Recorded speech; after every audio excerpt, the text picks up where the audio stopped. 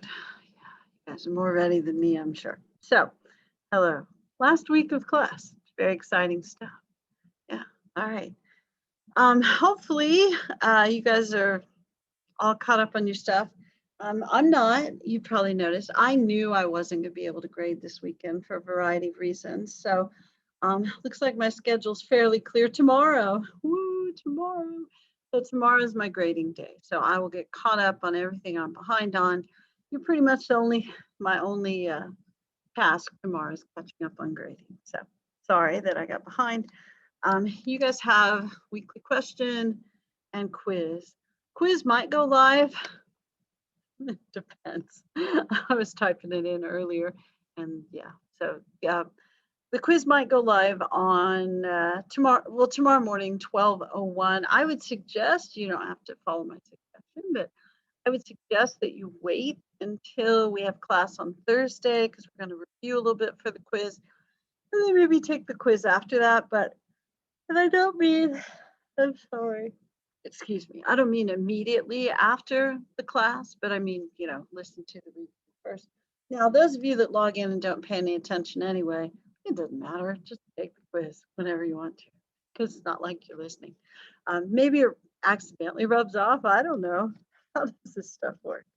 I don't know if I need to say anything else about grades besides I'm behind and I'll catch up.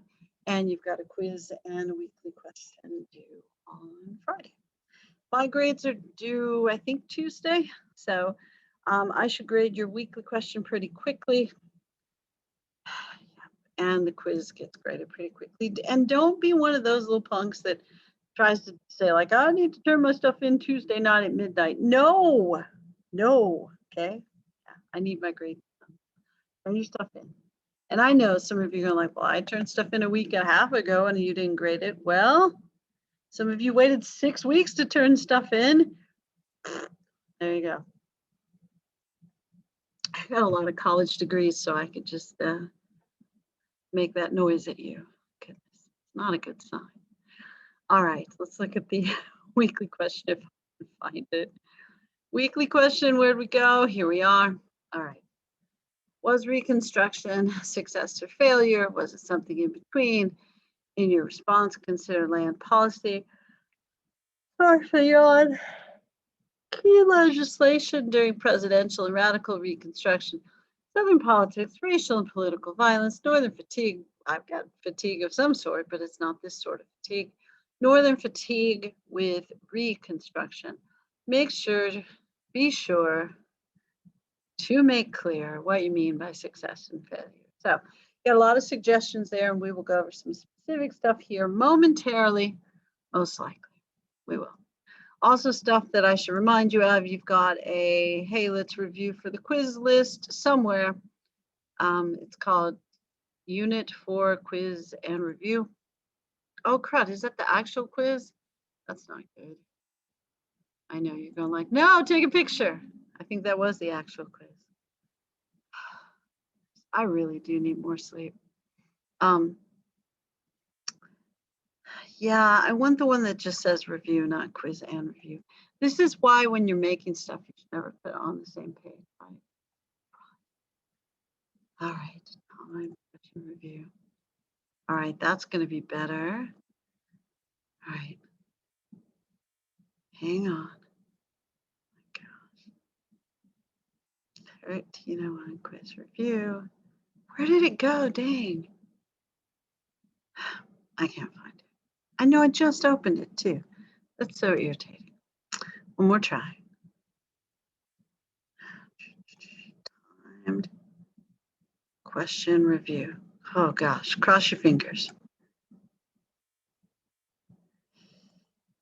Okay. No, that's the 1302. All right, I'm not even going to try anymore. It's somewhere in your, I'll try again before we leave. But there's a list of stuff you should study, which I'll definitely share with you before we go. Let's look at the notes. Maybe I still remember how the Reconstruction ended. Let's see. I'm betting that I do. Let's see how it goes. All right. Goodness, what a day. It seems to me like we were supposed to talk a little bit about Grant and Election of 1876, compromise of 1877 today, although I know I'm not inspiring a lot of confidence right now for me either. So I would also encourage you to, let's see. Yeah, there's a reason that I put in definitions and stuff, so you may want to reread those before you take the quiz. All right, and I feel like we talked about this last time, ways that Black men were kept from voting in the South. Certainly we had an amendment, 15th Amendment, that suggested that all men should be able to vote, but then the South said, you know what, let's add some stuff. Literacy test, which was not a standardized test, so if I liked you, and it was time for your literacy test, it would be sign your name. If I didn't like you, it'd be explain the third article of the Texas State Constitution. And then I would just say you're wrong, even if you were right. Even if you have a Texas flag behind you, I still would say you were wrong. Poll taxes, this would be the tax that we would charge you to vote. And poor people couldn't afford to pay those. And a lot of poor people, of course, hadn't gone to school in the South. So they couldn't really read either, although this literacy test, as I already mentioned, was not a standard test.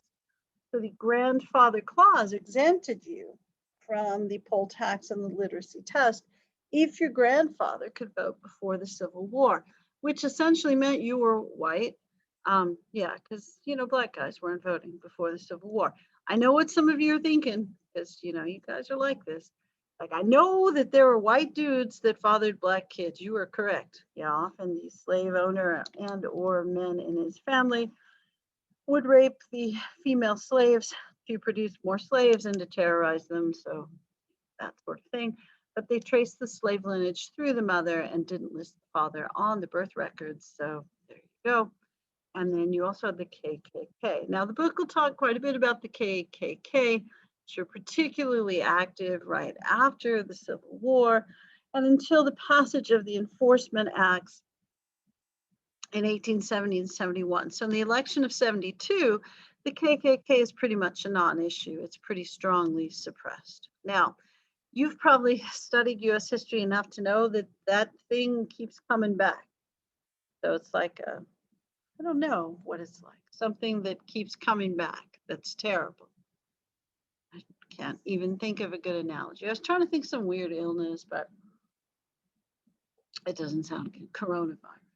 Hopefully we're done with coronavirus, but almost. But the KKK will be really active post-Civil War till about 1872, when pretty strongly suppressed by the Enforcement Act.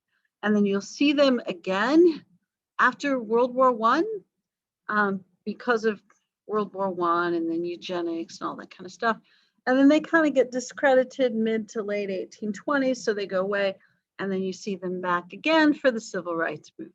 I can't explain why. They hide out for decades and then we see them again. But, white supremacist. Dang. All right. So we'll keep going. All right. So apparently I don't think the Grant presidency is important at all. So I will just mention to you that we had a president named Ulysses S. Grant who was important. We know that his major importance was as the commander of the Northern armies, or the Union Army during the Civil War, that he becomes the lead commander in the Civil War, and his strategies are part of the reason the North wins.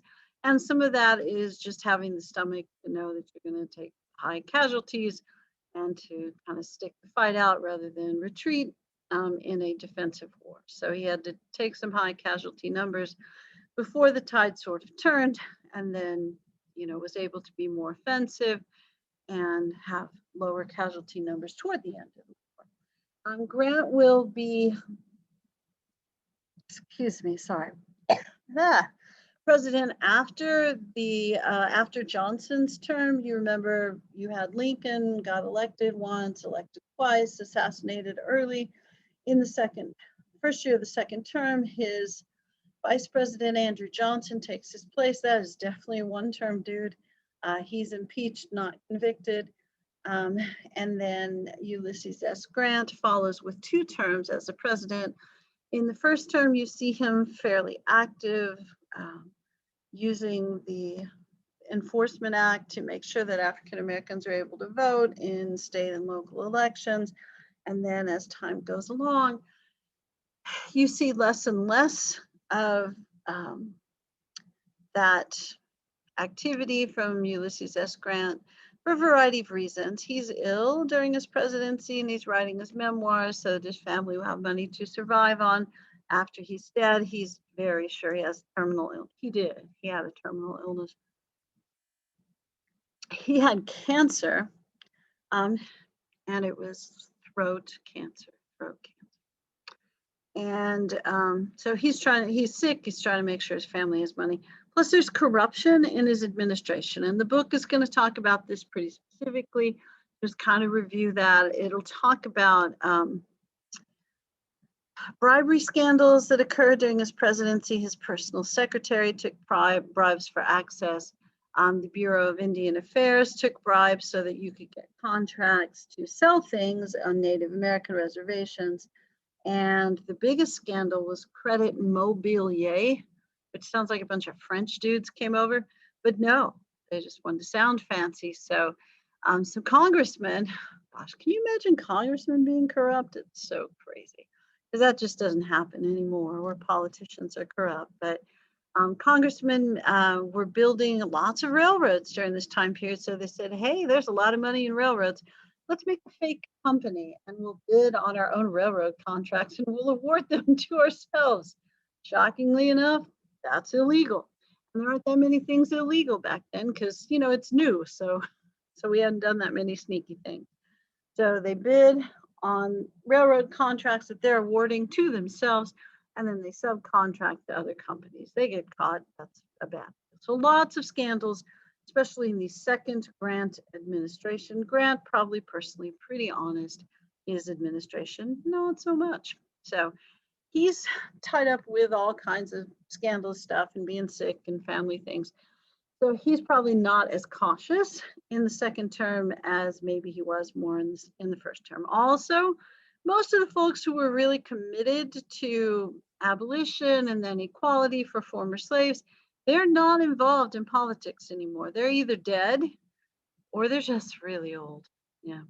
And the way of the world for politics during that era is the shift to the Gilded Age. Remember the Gilded Age from 1302, where a bunch of rich dudes show up, but they become rich dudes because of their businesses. And then they're able to wield, can I say wield to you, some influence over politics by putting money into the process. Can you imagine rich guys influencing politics? And it was different rich guys. It wasn't the landed rich guys like we're used to in the South, or, you know, maybe the banking rich guys like we're used to in the North, although, you know, JP Morgan can have plenty of cash. But it's going to be entrepreneur business kind of rich guys like Carnegie and Vanderbilt and Rockefeller. Yeah, the big three. There's more later, Ford and JP Morgan. JP Morgan will eventually be the wealthiest of them all. Go figure. But those guys are going to start to get involved in politics, and they really are not interested in equality for former slaves. They're just, you know, they want to make money. It's their thing. So we're going to shift away from those Republicans who may have been more concerned about equality to the everyone's, Republicans and Democrats, who's like, no, cash is good. And also, I know we've discussed this before, the Republican Party really did want African Americans to have voting rights and participate in government if they stayed in the South. They really were not interested in having African Americans move to the North and become more involved and more equal in the North. They wanted them to be equal in the South because that way they would be more likely to vote nationally for things that people in the North might like as well. So, all right. So back to election. So in 1876, Grant has served as 2 terms. There's no limit of 2 terms, but Grant's not well, so he's not going to run for a 3rd term. And Rutherford B. Hayes, who's, oh crud, they're either from Ohio or New York during this time period, I think maybe Hayes is from New York, but I can't remember. It's one of the, it's one of those northern states where it gets cold. And they have a city or two, but they also grow a bunch of things. So Rutherford B. Hayes is running as a Republican, and then Samuel J. Tilden is running as the Democrat. And this is going to be pretty close. Some of the southern states are getting to vote again, but there's more voter suppression of African American voters through the rules that we talked about, not so much the KKK at this point. So more white people voting in the South, even though they haven't reconstructed their states, because they wouldn't agree to the 14th and 15th Amendment. So really close popular vote, and it's going to come down to 3 states. Seems like one of them is Florida, one is South Carolina, and maybe the other one is Illinois, but I can't remember. But I know one's South Carolina because they're going to threaten to secede, because that's just what they do. So the Republicans figured out if they won those 3 states, then they would still lose the popular vote, but win the electoral vote. So both the Republicans and the Democrats sent people to help with the recount. The different commissions, Republican and Democrat, came up with different votes. They couldn't really resolve it. So they send the election to the House of Representatives, which is the completely constitutional thing to do. And the House says, you know what, we don't want to mess with this because it's too close to the Civil War. We don't want to have Civil War round 2. So they decide to set up a commission of 15 people. You always want an odd number, so that way there's not a tie vote. So they set up a commission, and they eventually, they wanted to have like 7 Republicans, 7 Democrats, and 1 independent, but they ended with 8 Republicans and 7 Democrats. And shockingly enough, when the commission votes on who should be president, 8 Republicans vote for the Republican and 7 Democrats vote for the Democrat. Very shocking, wasn't it? So you end up with an 8-7 vote in favor of Hayes. And then the Democrats feel like that's wrong. And they're being, taken advantage of. South Carolina says, if you don't fix this, we're going to secede. There's all sorts of trouble. It's really a mess. So they decide that they will come up with a compromise, hence the Compromise of 1877. And the compromise is that the Republican, Hayes, will become president, and that the South will get a cabinet member. I believe it ends up being the Postmaster General. That the federal government will finance a southern railroad from Texas to California, which honestly would be incredibly helpful for commerce. So that's a big deal. But the biggest deal, and the one highlighted, is the end of Reconstruction. So the troops are removed from the South.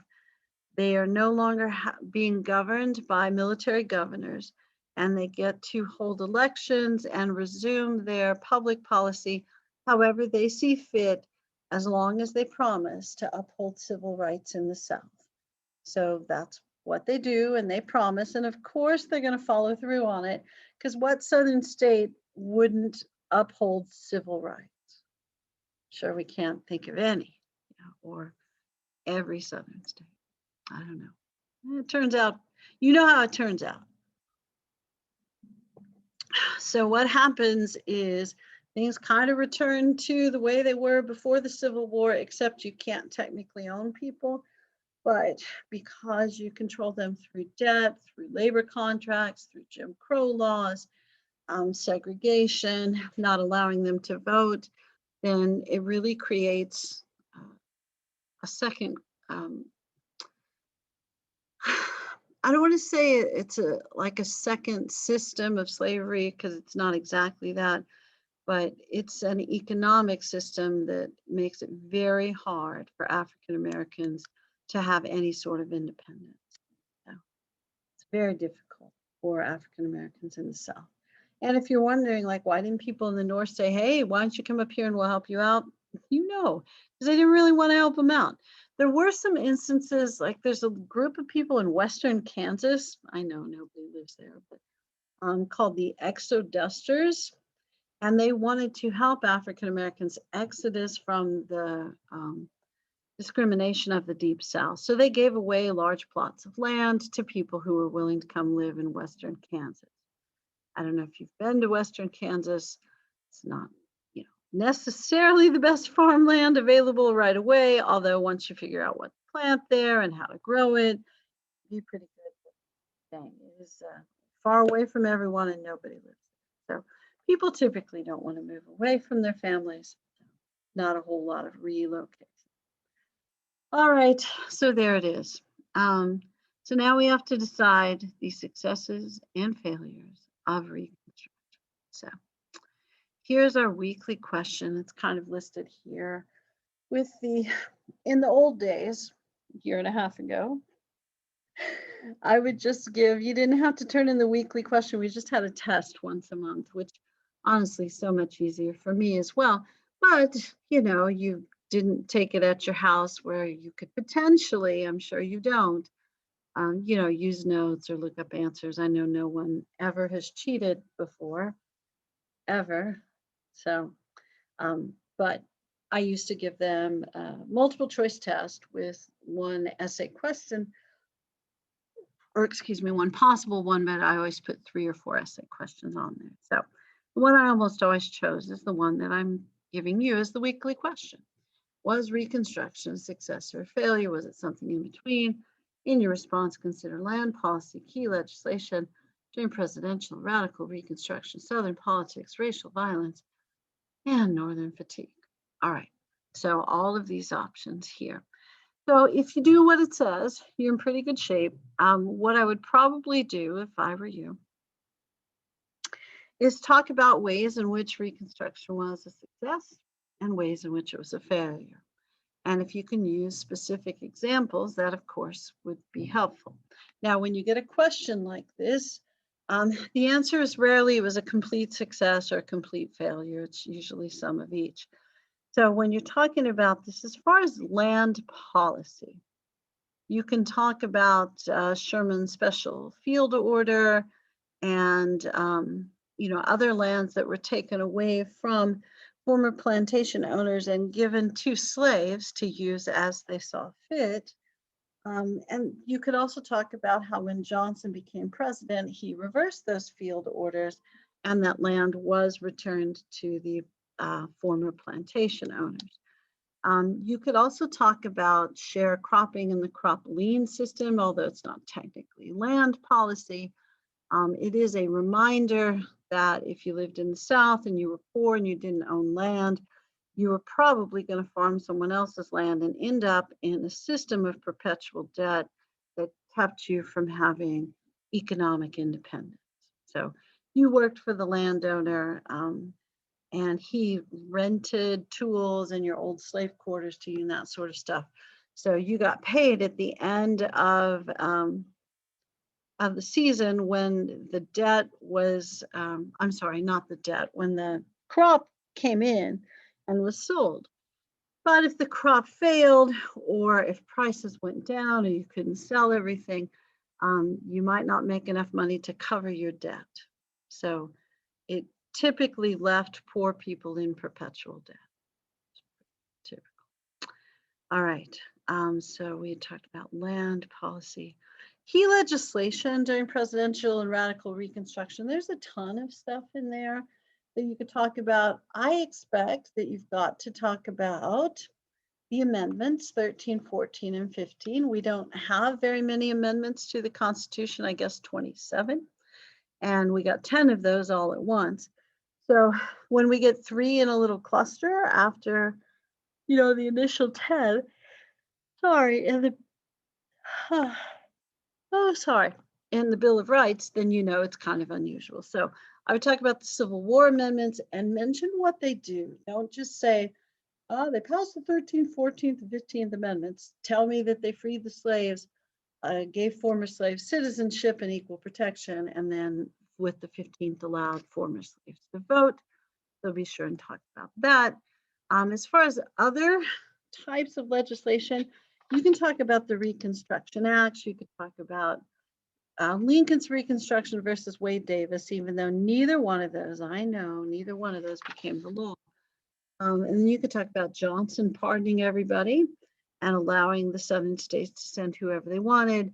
And then the Congress saying nope and forming what becomes congressional or military reconstruction in 67, I believe it was, where they create the 5 military districts, that sort of thing. So, and there's other legislation you could talk about, well, anything that's passed, but you could talk about, I'm so sorry, you could talk about the enforcement acts that suppressed the KKK and how those were, at least briefly successful. I know they weren't successful long term because it, came back. It's like fire ants there. That's a good analogy. You guys ever treat fire ants at your house? And then that's cool until it rains and then they come back up. Stupid fire ants. I'm sure they serve some purpose. I don't know what it is. All right. Southern politics, racial and political violence. I think they're just begging you to talk about the KKK there, but you can talk about other Southern political moves that suppress the vote. That'd be a good place to talk about literacy tests, poll taxes, grandfather clause, because those are local and state initiatives, not federal initiatives. So, that's going to be more local politics. And then northern fatigue with reconstruction, just over time, it becomes less and less of a priority for most Northerners who were less and less likely to have been involved with the abolition movement. Okay, so I think there's plenty of detail that you could use on this to answer this question. So you'll just want to make sure that you're looking for it and you find it and you talk about all the stuff. It'll all be good. I think this question's pretty straightforward and it has so many clues in it that as long as you include specific information, specific examples, I think you'll be okay. Could be wrong, but I think you'll be okay. I'm not wrong, by the way. Okay. Do you guys have any questions about the weekly question as I try one more time to open the review? Crud, I opened the wrong review again. It's labeled wrong, though. It's not my fault. It is my fault, isn't it? Let me try again. Poop. 1301, weekly question, 1301. Timed question review. I feel like I've opened that about 4 times. I'm going to try it one more time.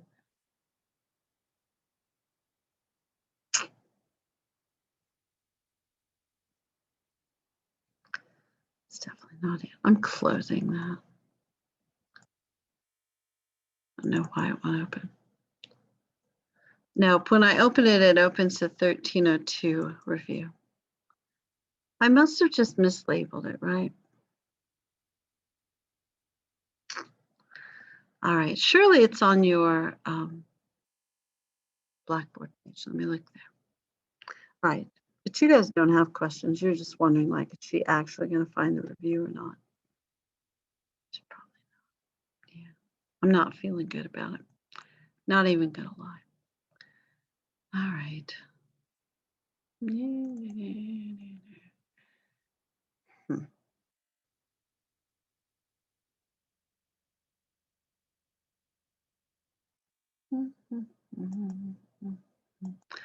I know that I've told you that grades are due relatively early next week, so try to turn your stuff in on time. I know also I'm relatively behind on some grading, but I should be able to catch up tomorrow since you guys are the priority tomorrow. All right. Book review, chapter 4. There it is, unit 4, timed question review. Okay, that looks better. All right, let me close that. That is not the quiz, and it's not 1302. So that'll be better. Crud.